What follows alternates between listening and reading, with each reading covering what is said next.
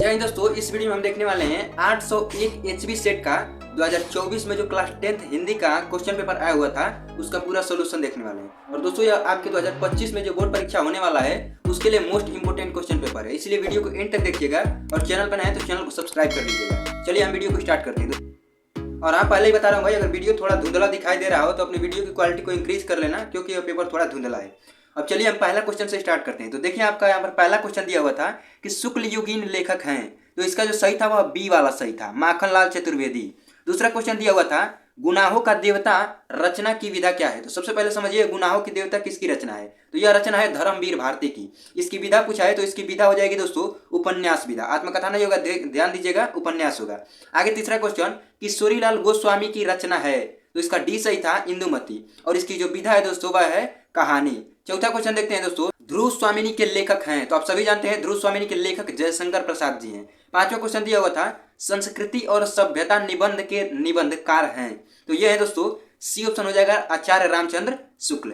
आगे छठवां क्वेश्चन दिया हुआ था भाव विलास के रचयिता हैं, किसके भाव विलास के रचयिता, तो इसका डी सही था देव।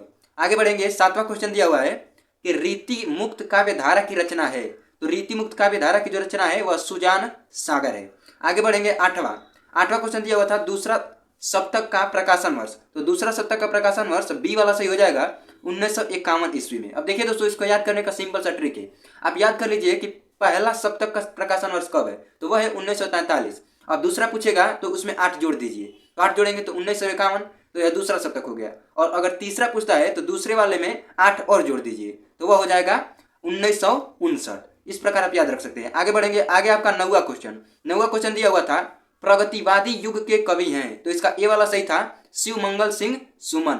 आगे बढ़िएगा तो 10वां क्वेश्चन महादेवी वर्मा की रचना है, तो आप सभी जानते हैं पथ के साथी महादेवी वर्मा की रचना है। आगे बढ़ेंगे, 11वां क्वेश्चन बिंद के वासी उदासी तप व्रतधारी महाबिनु नारी दुखारे, इस पंक्ति में कौन सा रस है, तो यहाँ पर करुण रस नहीं होगा दोस्तों, यहाँ पर गलत लगा दिया गया है, यहाँ पर बी वाला सही होगा हास्य रस। इस प्रकार आप आगे बढ़ेंगे। 12वां क्वेश्चन दिया हुआ था कि जहां उपमेय में उपमान की समानता प्रकट की जाए वहां अलंकार होगा, तो आप सभी जानते हैं कि जहां समानता प्रकट किया जाएगा वहां पर उपमा अलंकार होगा।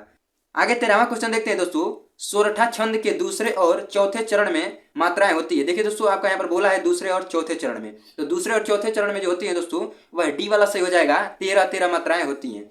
आगे बढ़ते हैं दोस्तों, आगे आपका 14वां क्वेश्चन अपव्यय शब्द में उपसर्ग जुड़ा है, तो आप ध्यान देंगे तो यहाँ पर अपव्यय में दोस्तों अप उपसर्ग है और व्यय मूल शब्द है। आगे बढ़ेंगे, 15वां क्वेश्चन माता पिता में समास है, तो माता पिता में जो समास होगा दोस्तों वह द्वंद्व समास होगा। समुद्र शब्द का परिवाची शब्द नहीं है, ध्यान दीजिएगा दोस्तों, अंडरलाइन कीजिएगा, नहीं है, नहीं है बोला है, तो नहीं है बोला है तो यहाँ पर हो जाएगा सी वाला महीपति। महीपति दोस्तों राजा का परिवाची होता है। तो 100 का तत्सम शब्द है, तो 100 का जो तत्सम शब्द होता है दोस्तों वह सत होगा, लेकिन ध्यान दीजिएगा दोस्तों बड़ा वाला स होगा, यह छोटा वाला स नहीं होगा। इसी प्रकार आगे बढ़ेंगे तो 18वां क्वेश्चन तेसाम में विभक्ति और वचन बताइए, तो यहाँ पर सी वाला सही है दोस्तों षष्ठी विभक्ति बहुवचन। इसी प्रकार आगे बढ़ेंगे तो आगे दिया गया था 19वां क्वेश्चन तुमसे सोया नहीं जा सकता, तो जैसे ऐसे आते हैं दोस्तों वाक्य, तो उनमें कौन सा वाच्य होता है भाववाच्य, जैसे उससे खाया नहीं जाता, उससे खेला नहीं जा सकता, तो ऐसे जब आते हैं तो वहां पर भाववाच्य होता है।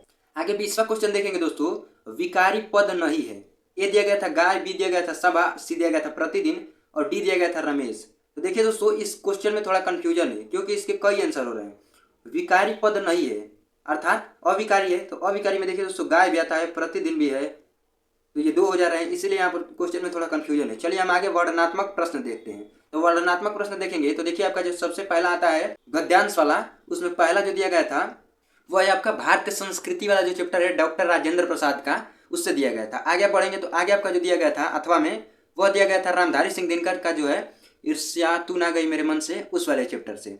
आगे फिर बढ़ेंगे आप तो आगे आपका दिया गया था पद्यांश वाला जो आता है वो अभिगत गति कछु कहत न आवे ज्यो गूंगे मीठे फल को रस अंतर्गत ही भावे, तो यह सूरदास का जो पद है जो पहला चैप्टर है उसी से लिया गया है।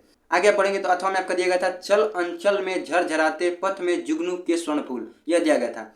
आगे पढ़ेंगे तो संस्कृत गद्यांश में जो दिया गया था दोस्तों वह पहला दिया गया था भारतीय संस्कृति वाले से, और अथवा में जो आपका दिया गया था वह दिया गया था प्रबुद्धो ग्रामीण वाले चैप्टर से। फिर इस तरीके से आप संस्कृत पद्यांश में देखेंगे तो यहाँ पर आपका दिया गया था पहला जो दिया गया था जीवन सूत्राणी वाले से दिया गया था, और दूसरा अन्योक्ति विलास वाले से दिया गया था। आगे आपका यहाँ पर 25वां क्वेश्चन में आपको खंड काव्य वाला क्वेश्चन था, तो अपने जिले के अनुसार देख लीजिएगा। और 26वां में आपका दिया गया था जीवन परिचय गद्य से, तो आचार्य डॉक्टर राजेंद्र प्रसाद का दिया गया था, आचार्य रामचंद्र शुक्ल का, भगवत शरण उपाध्याय का। और पद्य में सूरदास, मैथिली शरणगुप्त और महादेवी वर्मा का दिया गया था। इनमें से किसी एक का आपको लिखना था। आगे आपका 27वां क्वेश्चन में आपको कंठस्थ किया हुआ श्लोक लिखना था, और 27वां में। और 28वां में आपका जीवन शैली, यहाँ पर आपका एक पत्र लेखन वाला था या प्रार्थना पत्र। आगे बढ़ेंगे तो 29वां में आपका यहाँ पर जो क्वेश्चन आते हैं दोस्तों संस्कृत वाला, वो 2 करने थे, 4 दिया गया था। इसी तरीके से अंत में 30वां क्वेश्चन आपका जो निबंध वाला था वह था।